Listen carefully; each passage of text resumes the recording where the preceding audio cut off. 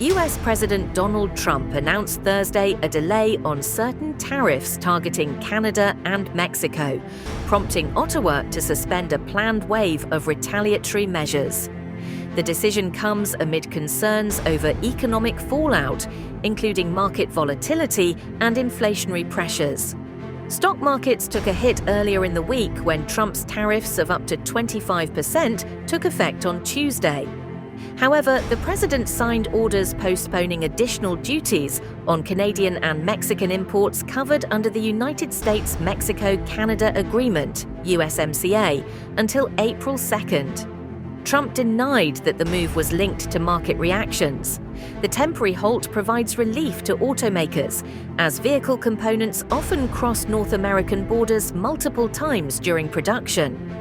Following discussions with major U.S. automakers, Stellantis, Ford, and General Motors, the White House initially announced a one-month exemption for USMCA-covered auto imports. A senior administration official stated that approximately 62% of Canadian imports would still be subject to the new tariffs, primarily energy products taxed at a lower 10% rate. Around half of Mexican imports are covered by the trade agreement. Trump emphasized that the revised measures create a much more favorable environment for American car manufacturers. In response, Canadian Finance Minister Dominic LeBlanc stated on X that Canada would hold off on imposing $125 billion in retaliatory tariffs on U.S. goods until April 2nd, while continuing efforts to have all tariffs removed. Despite the delay, Trump reaffirmed that additional tariffs would take effect on April 2nd, describing them as reciprocal in nature. He also confirmed that broad tariffs on steel and aluminum imports remain unchanged and are set to begin next week. Despite the tariff pause, U.S. markets continued to decline on Thursday.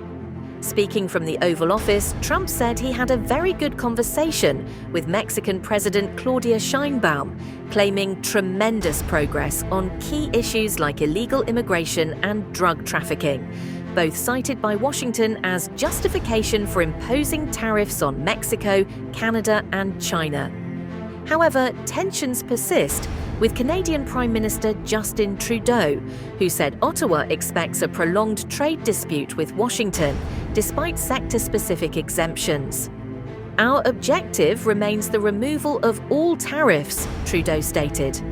According to government data, Canada accounts for less than 1% of fentanyl in the U.S. illicit drug supply.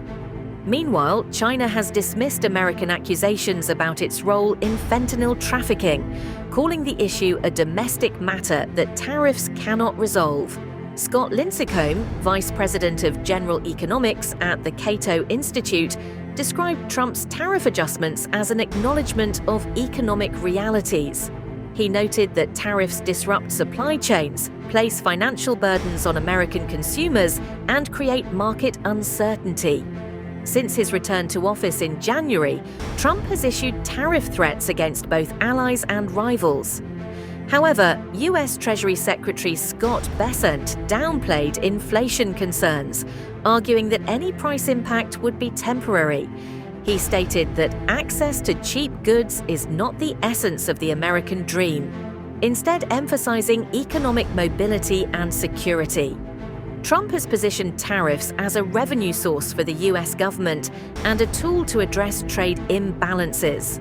The U.S. trade deficit hit a record high in January, rising 34% to $131.4 billion as imports surged. Analysts suggest businesses may have accelerated purchases to get ahead of potential tariffs, with gold imports also playing a role in the deficit spike.